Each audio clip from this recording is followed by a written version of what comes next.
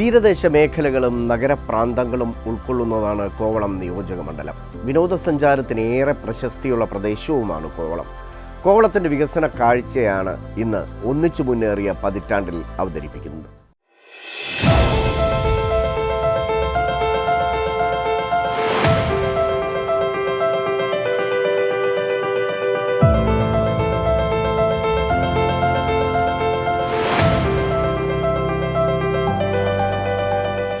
വികസനത്തിന്റെ വേറിട്ട കാഴ്ചകളാണ് കോവളത്തിന് പറയാനുള്ളത്.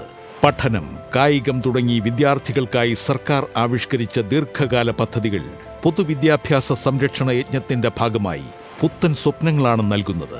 64 കോടി രൂപയുടെ വികസന പദ്ധതിയിലാണ് നടപ്പിലായത്. ട്രാൻസ്ലേറ്റ് പദ്ധതി, KSEB സബ്സ്റ്റേഷൻ പദ്ധതി എന്നിവയ്ക്കായി 50 കോടി രൂപയാണ് നൽകിയത്.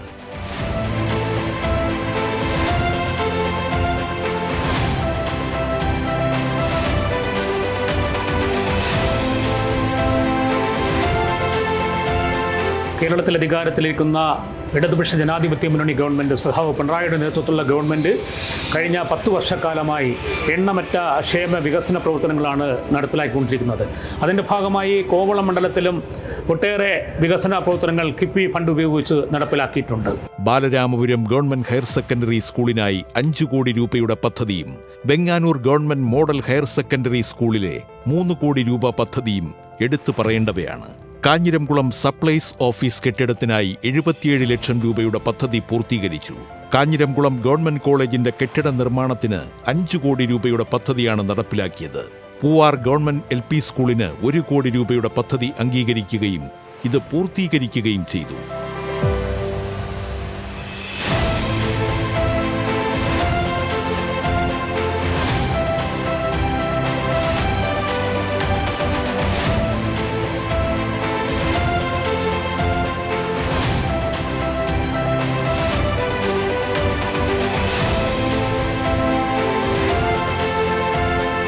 പഠനം, കായികം തുടങ്ങി വിദ്യാർത്ഥികൾക്കായി സർക്കാർ ആവിഷ്കരിച്ച ദീർഘകാല പദ്ധതികൾ, പൊതുവിദ്യാഭ്യാസ സംരക്ഷണത്തിൻ്റെ യജ്ഞത്തിൻ്റെ ഭാഗമായി നടപ്പിലാക്കിയ പദ്ധതികൾ. കഴിഞ്ഞ ആഴ്ച കേരളത്തിൻ്റെ പ്രിയങ്കരനായിട്ടുള്ള പൊതുവിദ്യാഭ്യാസ വകുപ്പ് മന്ത്രി സഖാവ് V ശിവൻകുട്ടി 11.5 കോടി രൂപ ചെലവഴിച്ച് വാഴാമുട്ടം സ്കൂൾ നിർമ്മിക്കുന്ന ക്ലാസ് റൂമുകൾക്ക് വേണ്ടിയുള്ള 1ാം ഘട്ട ഉദ്ഘാടനം നിർവഹിച്ചു. 2ാം ഘട്ട ഉദ്ഘാടനത്തിൻ്റെ ഭാഗമായി ആ ബ്ലോക്കിന് കോവളത്തിന് പ്രിയങ്കരനായിട്ടുള്ള നേതാവായിരുന്ന സഖാവ് പി വിശ്വംഭരൻ സാറിൻ്റെ പേരാണ് ഇട്ടിട്ടുള്ളത്.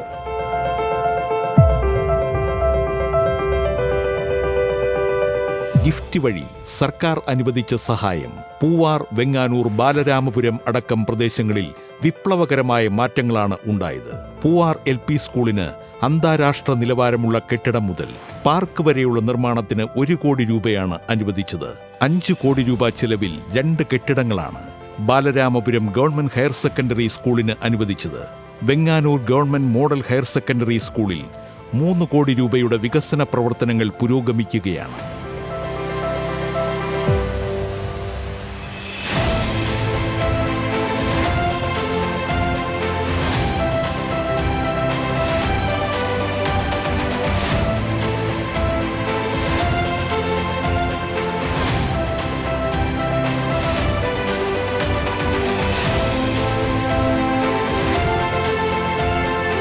കിഫ്ബി വഴി സർക്കാർ അനുവദിച്ച സഹായം പൂവാർ, വെങ്ങാനൂർ, ബാലരാമപുരം അടക്കം പ്രദേശങ്ങൾ വിപ്ലവകരമായ മാറ്റങ്ങളാണ് നടപ്പിലാക്കിയിട്ടുള്ളത്.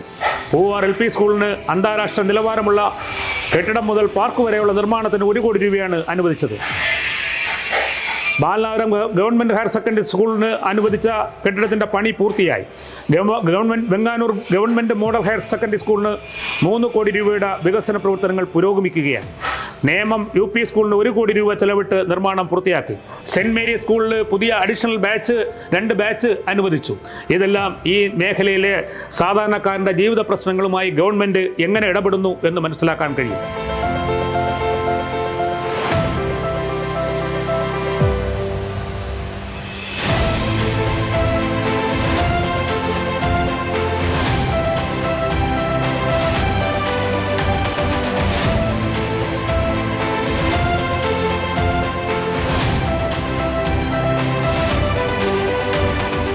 കാഞ്ഞിരംകുളം സബ് ട്രഷറിക്ക് വേണ്ടി 77 ലക്ഷം രൂപ ചെലവാക്കി അതിൻ്റെ ബിൽഡിംഗ് പൂർത്തീകരിച്ചു.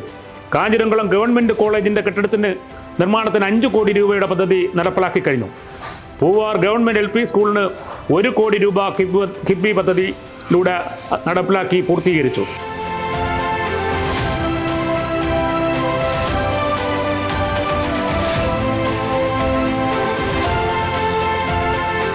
സബ്സ്റ്റേഷൻ ഒഴികെ 14 കോടി രൂപയുടെ പദ്ധതിയാണ് നടപ്പിലാക്കിയത്. 100 കോടി രൂപയുടെ പദ്ധതികൾക്കും കോവളം മണ്ഡലത്തിൽ അംഗീകാരം ലഭിച്ചിട്ടുണ്ട്. ആഴാകുളം മുട്ടയ്ക്കാട് റോഡ് സ്ഥലം ഏറ്റെടുത്ത് പണിയുന്നതിന് 34 കോടി രൂപയാണ് അനുവദിച്ചത്. KSEB സബ്സ്റ്റേഷൻ പദ്ധതിയുമായി ബന്ധപ്പെട്ട് കിഫ്ബി ഫണ്ട് ഉപയോഗിച്ച് 50 കോടി രൂപയാണ് നൽകിയിട്ടുള്ളത്.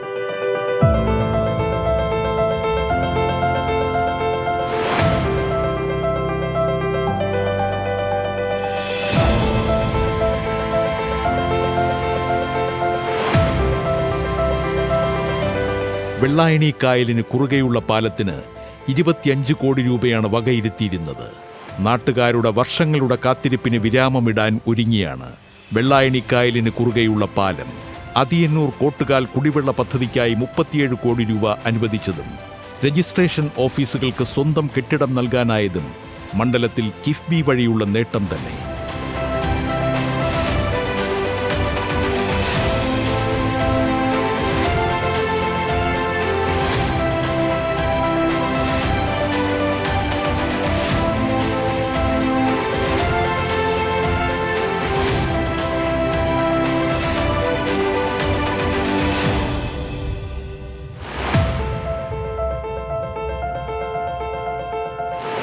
നാട്ടുകാരുടെ വർഷങ്ങളുടെ കാത്തിരിപ്പിന് ശേഷം വെള്ളായണി കായലിന് കുറുകെയുള്ള പാലം അതിയന്നൂർ കോട്ടുകാൽ കുടിവെള്ള പദ്ധതിക്ക് വേണ്ടി 37 കോടി രൂപ അനുവദിച്ചു. രജിസ്ട്രേഷൻ ഓഫീസുകൾക്ക് സ്വന്തം കെട്ടിടം. പൂവാറ്, കാഞ്ഞിരംകുളം, വിഴിഞ്ഞം വില്ലേജ് ഓഫീസുകൾക്ക് സ്വന്തമായി കെട്ടിടം പൂർത്തീകരിച്ചു. അങ്ങനെ ഒട്ടേറെ വികസന പ്രവർത്തനങ്ങളുമായി ഗവൺമെൻറ് മുന്നോട്ട് പോവുകയാണ്.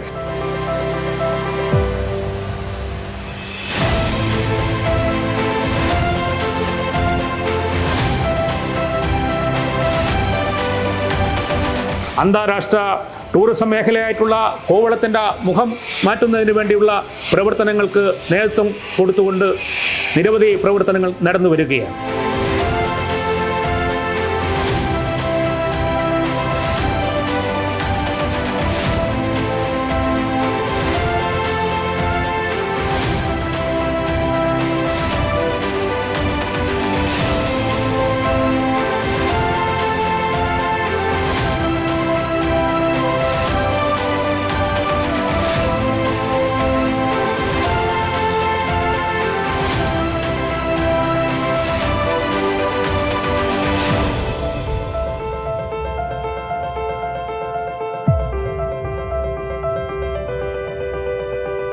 കേരളത്തിലെ പ്രിയങ്കരനായ മുഖ്യമന്ത്രി സ്ത്രീകളുടെ സുരക്ഷയ്ക്ക് വേണ്ടി പ്രഖ്യാപിച്ച 1000 രൂപയുടെ ധനസഹായം ഈ മണ്ഡലത്തിൽ നിരവധി ആളുകൾക്ക് കിട്ടുന്നുണ്ട്. മത്സ്യത്തൊഴിലാളി മേഖലയിൽ വിദ്യാർത്ഥികൾക്ക് വേണ്ടി നടപ്പിലാക്കുന്ന പദ്ധതികൾ, ലംസം ഗ്രാൻഡ്, SC/ST വിഭാഗത്തിലുള്ള കുട്ടികൾക്ക് നടപ്പിലാക്കുന്ന പദ്ധതികൾ, മത്സ്യത്തൊഴിലാളികൾക്ക് റിട്ടയർമെൻറ്റ് ആനുകൂല്യം കൊടുത്തത് ഈ മണ്ഡലത്തിലെ നിരവധി മത്സ്യത്തൊഴിലാളികൾക്കും ഇതര വിഭാഗങ്ങൾക്കും എല്ലാം ലഭിക്കുന്നതാണ്.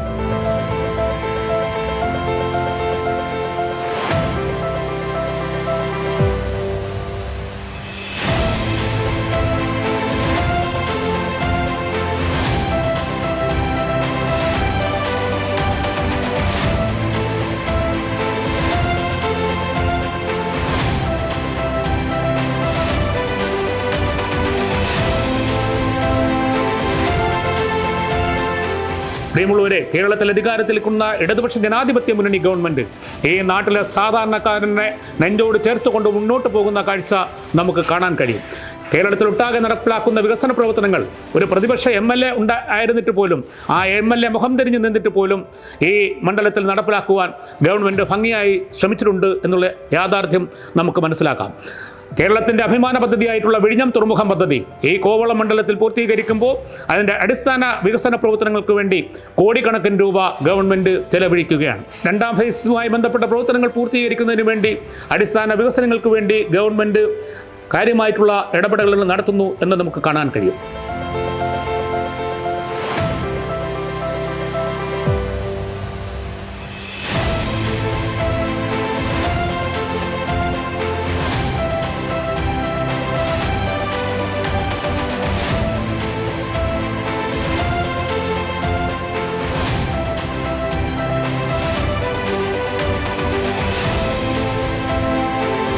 ദേശീയപാത, തുറമുഖ വികസനം എന്നിവ കോവളത്തിന്റെ സ്വപ്നങ്ങൾക്ക് കൂടുതൽ നിറം പകരുമെന്നതിൽ സംശയമില്ല.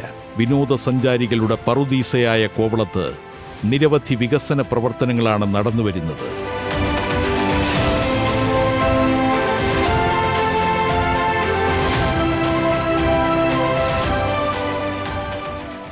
അന്താരാഷ്ട്ര ആഭ്യന്തര ടൂറിസ്റ്റുകൾ എത്തുന്ന കോവളം മുഖം മിനിക്ക് മുന്നേറുമ്പോൾ വികസന കാഹളമാണ് ഉയരുന്നത്.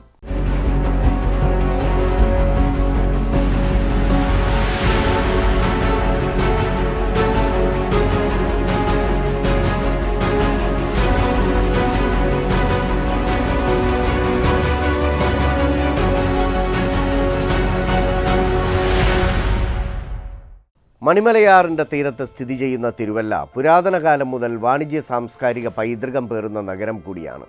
ചേര രാജവംശത്തിൻ്റെ ഭരണകാലത്ത് തന്നെ പ്രധാന സ്ഥലമായിരുന്ന തിരുവല്ല ജനായത്ത ഭരണ സംവിധാനത്തിന് കീഴിൽ വികസന വിസ്മയത്തിലൂടെ മധ്യ തിരുവിതാംകൂറിൻ്റെ തിരുനെറ്റിയിലെ തിലകക്കുറിയായി മാറിയിരിക്കുകയാണ്.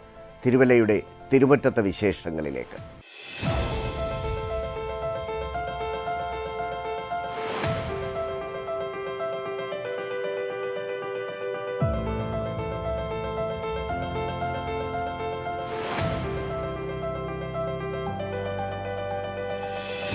അടിസ്ഥാന വികസന സൗകര്യങ്ങൾക്ക് പ്രാധാന്യം നൽകിയും വിദ്യാഭ്യാസ ആരോഗ്യ മേഖലകളുടെ മികവ് ലക്ഷ്യമാക്കിയും സമഗ്ര പദ്ധതികൾ നടപ്പാക്കുമ്പോൾ തിരുവല്ല വികസനത്തിൻ്റെ വ്യത്യസ്ത ഭാവങ്ങൾ കൈവരിക്കുകയാണ്. ഗ്രാമീണ റോഡുകളെപ്പോലും അന്താരാഷ്ട്ര നിലവാരത്തിലേക്ക് ഉയർത്തിയാണ് മണ്ഡലം വികസന മുന്നേറ്റം നടത്തുന്നത്. 121 കോടി രൂപ ചെലവഴിച്ചുകൊണ്ടാണ് തിരുവല്ല പൊടിയാടി അമ്പലപ്പുഴ റോഡ് യാഥാർത്ഥ്യമാക്കിയത്.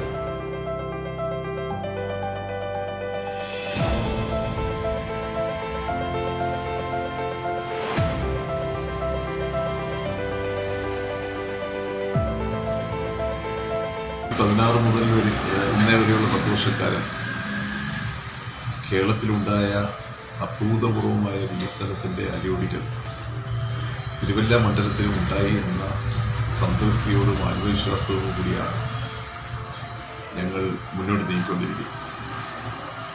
നിരവധി റോഡുകൾ, കുടിവെള്ള പദ്ധതികൾ, സ്കൂൾ കെട്ടിടങ്ങളൊക്കെ ഈ കാലഘട്ടത്തിൽ കിഫ്ബി പദ്ധതി മുഖേനയും അല്ലാതെയും പൂർത്തീകരിക്കാൻ വേണ്ടിയിട്ടുണ്ട്. ചില പദ്ധതികൾ പ്രാഥമിക സർവേ നടപടികൾ സ്ഥലമെടുപ്പുമായി ബന്ധപ്പെട്ട് നടന്നുകൊണ്ടിരിക്കുകയാണ്. പ്രധാനമായും തിരുവല്ല അമ്പലപ്പുഴ റോഡ് കിഫ്ബിയിൽ സംസ്ഥാനത്ത് ഏറ്റെടുത്ത ആദ്യത്തെ റോഡ് ഏതാണ്ട് 150 കോടി രൂപയോളം ചിലവാക്കി ആധുനിക രീതിയിൽ പല വ്യക്തികൾക്ക് കഴിഞ്ഞിട്ടുണ്ട്. ചങ്ങനാശ്ശേരി കവിയൂർ റോഡ് തോട്ടഭാഗത്ത് നിന്ന് വായ്പാട് വഴിയുള്ള ഒരു BM ചെയ്ത് കഴിഞ്ഞിരിക്കുന്നു. അവിടെ കുറച്ച് പൈപ്പിൻ്റെ പണികളുള്ളത് കൊണ്ട് BC പ്രവർത്തികൾ പൈപ്പിൻ്റെ പണി ചെയ്യാൻ വേണ്ടി നിർത്തി വെച്ചിരിക്കുക. അതേസമയം തന്നെ തിരുവല്ലയ്ക്കൊരു സമാന്തര ബൈപ്പാസ് എന്നതിന് പറയാവുന്ന രൂപത്തിൽ കുറ്റൂരിൽ നിന്ന് ആരംഭിച്ച് മനക്കച്ചിറ എത്തി, മനക്കച്ചിറയിൽ നിന്ന് കിഴക്കമ്പത്തൂരെത്തി, കിഴക്കമ്പത്തൂരിൽ നിന്ന് മുത്തൂർ എത്തിച്ചേരുന്ന ഒരു റോഡ് കിഫ്ബിയിലൂടെ പൂർത്തീകരിച്ചു. അതിന് 29 കോടി രൂപ, 30 കോടി രൂപ അടുത്ത് 29.9 കോടി രൂപ അതിന് ചിലവായിട്ടുണ്ട്. അത് അതിൻ്റെ പണികൾ പൂർത്തീകരിച്ചു.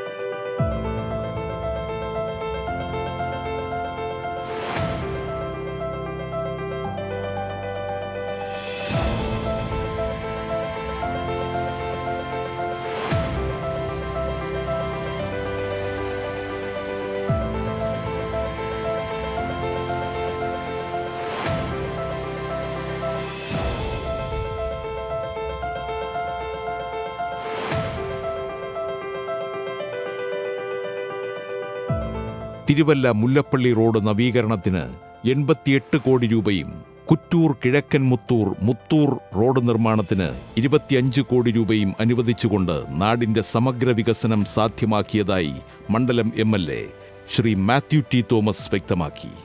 27 കോടി രൂപ മുതൽ മുടക്കി BMBC ടാറിംഗ് നടത്താൻ വേണ്ടി ടെൻഡർ വിളിച്ച് പണികൾ ആരംഭിച്ചിട്ട് കുറച്ച് നാളുകളായി. ഇരുവശത്തുമുള്ള ഭൂ ഉടമകൾ സൗജന്യമായി ഭൂമി വിട്ടു നൽകിയതുകൊണ്ട് 10 മീറ്റർ വീതി കുറഞ്ഞത് എല്ലാ സ്ഥലത്തും ഉറപ്പുവരുത്തിക്കൊണ്ടാണ് ആ റോഡിന്റെ നിർമ്മാണം പൂർത്തീകരിച്ചു വരുന്നത്. അതിൽ 1ഉം 2ഉം ഘട്ടം പൂർത്തീകരിച്ചു കഴിഞ്ഞു.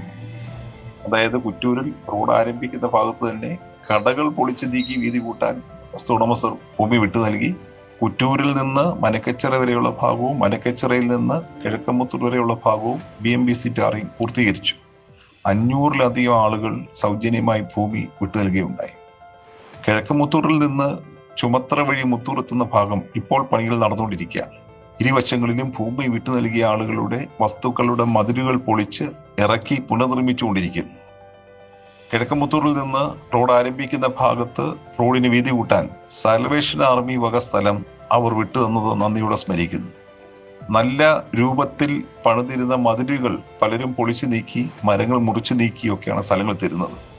അവിടെ ഉണ്ടായിരുന്ന ഒരു പ്രധാന പ്രശ്നം ട്രാക്കോ കേബിളിന്റെ വസ്തു കിട്ടുന്നില്ല എന്നുള്ളതാണ്. കഴിഞ്ഞ ദിവസം അതിനുള്ള അനുമതി ലഭ്യമായി കഴിഞ്ഞു. സർക്കാരിന്റെ നടപടിക്രമങ്ങൾ പൂർത്തിയാക്കാൻ ഉണ്ടായിരുന്നത് കൊണ്ടാണ് വൈകിയത്. ട്രാക്കോ കേബിളിന്റെ ഡയറക്ടർ ബോർഡ് യോഗം ചേർന്ന് 300 മീറ്റർ നീളത്തിൽ, ഏതാണ്ട് 1000ഓളം അടി നീളത്തിൽ, 1 മീറ്ററിൽ കുറയാതെയുള്ള സ്ഥലം, ഏതാണ്ട് 10 സെന്റോളം സ്ഥലം സൗജന്യമായി റോഡ് നിർമ്മാണത്തിനായി ഉപയോഗിക്കാൻ നൽകി തരികയാണ് ഉണ്ടായത്. ട്രാക്കോ കേബിളിന്റെ സ്ഥലം തന്നാൽ മാത്രമേ തങ്ങൾ തരൂ എന്ന് ചില വസ്തു ഉടമസ്ഥർ വ്യവസ്ഥ വെച്ചിരുന്നു. ഇനി അവർ കൂടി സഹകരിക്കുമെന്നാണ് എൻ്റെ വിശ്വാസം. വളരെ കുറച്ചു പേർ കൂടി ഇനി വസ്തു നൽകിയാൽ റോഡിന് എല്ലാ സ്ഥലത്തും 10 മീറ്റർ വീതി ഉറപ്പാക്കാം. അവർ കൂടി സഹകരിക്കുമെന്ന് ഞാൻ പ്രതീക്ഷിക്കുന്നു. കൂടാതെ കവിയൂർ, തോട്ടഭാഗം, ചങ്ങനാശ്ശേരി റോഡ് 30 കോടി രൂപ ചെലവഴിച്ചും ഇടിഞ്ഞില്ലം കാവും ഭാഗം റോഡ് 20.44 കോടി രൂപ വിനിയോഗിച്ചും നവീകരിച്ചത് നാടിന്റെ വികസന പാതയിലെ നാഴികക്കല്ലുകളായി മാറി. ആരോഗ്യരംഗത്തിന്റെ മികവും കരുതലും ലക്ഷ്യമിട്ട് മുല്ലപ്പള്ളി ആശുപത്രിക്കായി 43 കോടി രൂപയാണ് അനുവദിച്ചത്. വിദ്യാഭ്യാസത്തിലൂടെ തിരുവല്ലയെ വിജ്ഞാനത്തിന്റെ വിഹായസിലേക്ക് ഉയർത്തുവാൻ, വിദ്യാലയങ്ങൾക്കും സാങ്കേതിക പഠന കേന്ദ്രങ്ങൾക്കും പുതിയ മന്ദിരങ്ങൾ നിർമ്മിക്കുവാൻ 31 കോടിയിലേറെ രൂപയാണ് ലഭ്യമാക്കിയത്. നമ്മുടെ സ്കൂളുകൾ നവീകരിക്കുന്നതിന്റെ ഭാഗമായി കണ്ണശ്ശ സ്കൂളിൽ പുതിയ കെട്ടിടം പണിതു 5 കോടി രൂപയ്ക്ക്. Kunnanthanam saint Mary's government higher secondary സ്കൂളിൽ കെട്ടിട നിർമ്മാണം അന്തിമ ഘട്ടത്തിൽ എത്തി നിൽക്കുകയാണ്.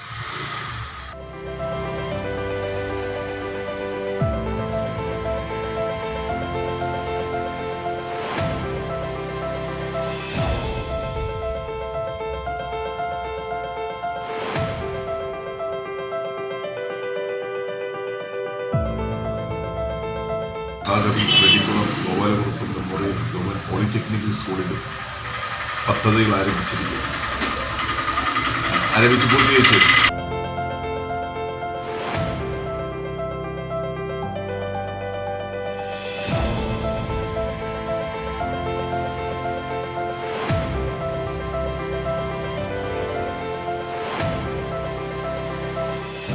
നഗരത്തിന്റെ ദാഹമകറ്റുക എന്ന ലക്ഷ്യത്തോടെ തിരുമൂലപുരത്ത് 58 കോടി രൂപ മുതൽ മുടക്കി ജലസംഭരണിയും ജലവിതരണ വകുപ്പ് ഓഫീസ് മന്ദിരവും നിർമ്മിക്കുന്ന പദ്ധതിയും സ്വപ്ന സാക്ഷാത്കാരമാണെന്ന് MLA പറഞ്ഞു. തിരുവല്ലയിലെ കുടിവെള്ള പദ്ധതി വിപുലീകരിക്കുന്നതിന്റെ ഭാഗമായി 58 കോടി രൂപയുടെ പദ്ധതി നടപ്പിലാക്കിയിട്ടുണ്ട്.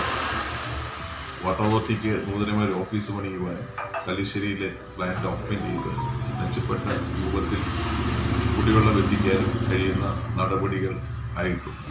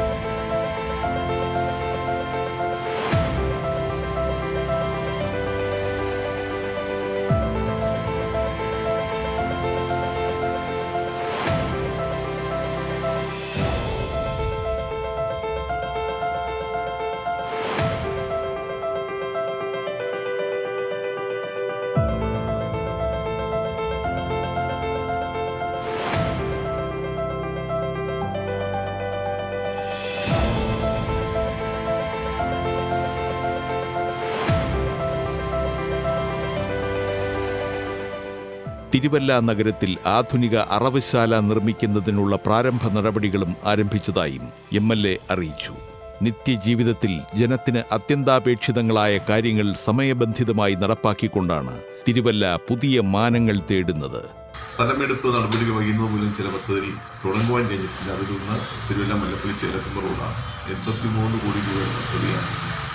നിലവിലുള്ള റോഡ് അതേപടി ടാർ ചെയ്യുന്നതിന് പകരം വീതി കൂട്ടി, സ്ഥലമേറ്റെടുത്ത് വീതി കൂട്ടി ആധുനിക രീതിയിൽ നിർമ്മിക്കാനുള്ള ലക്ഷ്യമുണ്ട്. വസ്തുടമസ്ഥർ 68 പേര് ഹൈക്കോടതി കേസ് കൊടുത്തത് മൂലം സർവേക്കല്ലുകൾ നിരന്തരമായി പിഴുതു കളയുന്നത് മൂലം അതിൻ്റെ പണികൾ ആരംഭിക്കാൻ കഴിഞ്ഞിട്ടില്ല. എന്നാൽ സ്ഥലമെടുപ്പ് നടപടികൾ നിയമാനുസൃതമുള്ള ഉപകാരമുള്ള നടപടിക്രമങ്ങൾ പൂർത്തീകരിച്ച് മുന്നോട്ട് നീങ്ങുകയാണ്. ഇപ്പോൾ സർവേ പൂർത്തീകരിച്ചു കഴിഞ്ഞു. അടുത്ത കാര്യങ്ങളിലേക്ക് ഉടനെ നീങ്ങുന്നതാണ്. നമ്മുടെ കോൺകോട് പാലം അതിൻ്റെ സ്ഥലമെടുപ്പിനെ സംബന്ധിച്ച് ആദ്യം പറഞ്ഞ സ്ഥലം എടുത്തു കഴിഞ്ഞു. എന്നാൽ ചില മാറ്റങ്ങൾ കൂടി വരുത്തി കൂടുതൽ സ്ഥലം വേണമെന്ന് പറഞ്ഞതുകൊണ്ട് അതിൻ്റെ നടപടികൾ ഇനിയ കിഫ്ബിയിലൂടെ ഇത്രയും പദ്ധതികളാണ് തിരുവല്ല മണ്ഡലത്തിൽ പൂർത്തീകരിച്ചിട്ടുള്ളത്. തിരുവല്ലയുടെ പ്രൗഢിയും പാരമ്പര്യവും നിലനിർത്തിക്കൊണ്ട് തന്നെയാണ് നഗരവികസനം ഇവിടെ സാധ്യമാകുന്നത്. പോയ കാലത്തിൻ്റെ പ്രൗഢഗംഭീരങ്ങളായ പാരമ്പര്യങ്ങളുടെ തനിമ നിലനിർത്തിയാണ് തിരുവല്ല കാലത്തിൻ്റെ മാറ്റങ്ങൾക്കനുസൃതമായി മുന്നേറുന്നത്, വികസന വെളിച്ചം ചൊരിഞ്ഞുകൊണ്ട്.